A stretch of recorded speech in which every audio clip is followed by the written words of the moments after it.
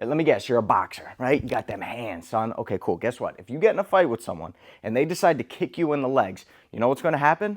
No, you ain't going to eat it. What's going to happen is you're going to lose that fight. Don't get mad at me. I'm trying to help you. I got the easy fix if you keep watching. And look, if you're nodding your head, smiling right now because you're a Muay Thai fighter, guess what? I bet you're making the same exact mistake. So let's talk about an adjustment to your stance so that you can actually start checking low kicks. And yes, the calf kick. Come on, come here. Here, get up and try this drill real quick. It's a super quick 10-second demonstration, but by doing it, you're gonna find that perfect balance between the boxing and Muay Thai stance so that we can fix those weaknesses in each of them. It's a very important lesson here. All you're gonna do is throw 3 of your most powerful jabs. You don't even have to do it on a heavy bag. It's actually better to do it open space shadow boxing. 3 of your most powerful jabs. Ready? 1, 2, and freeze on the 3rd one. Now, I'm willing to bet everybody who wasn't too lazy to actually get up and try this drill is standing in a bladed stance right now, meaning their hips are turned sideways and the lead foot toes are facing inward. How did I know? Because I tricked you. And I said, I want the most powerful jabs in the world. And this is why, man, as a coach, I preach no power. I say I am never impressed by power all the time. Why? Because when you focus on power, you become slow, you become inaccurate, you get tired, and you become vulnerable. One of the most common ways to defend against the jab is to parry and low kick. Let's demonstrate that on Bob. Come here. All right, so I'm gonna demonstrate that same punch on Bob. Ready? All power. I step in, right, but he throws a low kick at the same time that I do it. You can see how susceptible my lead leg is. He's gonna crush it. He hits me with 2 of them, I'm done.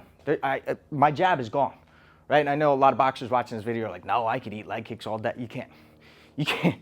I'm telling you, just take my advice. I promise. So here's what we're gonna do, 10 probe jabs. Probe jabs is this right here, just the lead foot is stepping, right? So back foot, drilled into the floor. Just the lead foot is gonna step, and I want you to do it 10 times. Step in on the jab. And again, don't worry about hitting a heavy bag. I want you to do this shadow boxing, it's better, okay? But as you do these 10, I want you to experiment with how much weight is being distributed in each leg. So here's what we'll do. Let's go 90% of your weight in the back leg and only 10% in the front leg as we step in, which would look like this.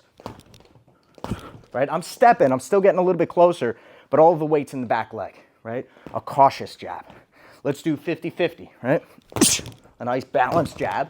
Let's do 90% in the lead leg now. Powerful jab, but slow. And if I'm doing them and he gets keen to it and he starts parrying or catching my jab and throwing the low kick or the calf kick, like I said, game over for me. There goes my boxing, there goes my jab. He's just gonna pick me apart after that. So how do we adjust? Well, the first thing we do, let's take off these shoes. We don't need boxing shoes on anymore, all right? Definitely don't need socks in Muay Thai, all right? So what we're gonna do is just adjust the stance a little bit. And you're gonna feel like you have less power on the jab. That's fine. Stop focusing on power. You're welcome, all right? So here's what I want. At a minimum is the lead foot toes need to be facing forward towards your opponent. At a minimum. Even better would be slightly outward so that it's very easy for me to check any incoming low kicks or body kicks, right? You're gonna have to narrow up your stance for this. In boxing, we can get away with being lower, smaller target, moving our head. But in Muay Thai, I wanna be narrow, I wanna be tall, and I want to be able to lift this lead leg freely for teeps, for kicks, for checks, okay? So we're gonna do the same drill, 10 jabs, and then immediately after each jab, I want you to imagine they're trying to low kick you. So you have to check. But to keep yourself honest, you have to hold the check for 3 seconds without falling over. Because here's what's gonna happen. Watch, I'm gonna foresee the future again. Give this a try. Ready? Do 1 jab and check. You're gonna go and you're gonna fall forward. That's just an indicator that you got too much weight in the front leg. So pull that weight back. Again, narrow up the stance. If your stance is super wide, it's gonna be impossible for you to check and stay upright. This support leg needs to be under your hip, under your head when you check. All right? So again, toes facing forward or outward. And yeah, there's gonna be less power on your jab. You're welcome. Don't worry about power, right? I wanna be able to go jab, instigate, check, then counter, right? Jab, check, and counter. The best fighter to study for this hybrid style footwork and stance, Chingiz Alazov. Look up Chingiz Alazov. He's great at switching stances. He's got great balance, great agility, great boxing, great kicks. Listen, you probably noticed my sick gloves and shorts that I got on. I got my gray belt on. Listen, if you register by October 6th, 2024, and you complete the whole 10-week program and you pass the final exam, and we are grading participation, so weekly, you have to be coming in twice a week, you will get your white belt. Next year, we're going to be doing testing for beige belt, and if you stick with it long enough, I will be eventually promoting people to gray belt so that you too can pass on my hybrid kickboxing curriculum. It was 25 years ago when I first started my martial arts journey in Taekwondo. I was 9 years old. And then when I was 15, that's when I first started competing in Muay Thai.